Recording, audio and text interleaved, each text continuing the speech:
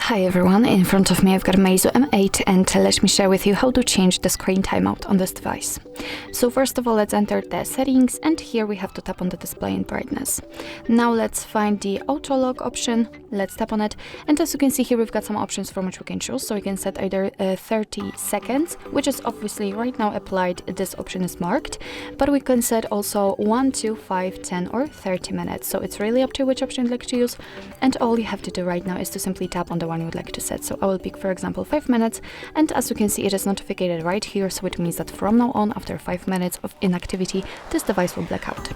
So actually this is it. This is how to change the screen timeout in your MEIZU M8. Thank you so much for watching. I hope that this video was helpful, and if it was, please hit the subscribe button and leave the thumbs up.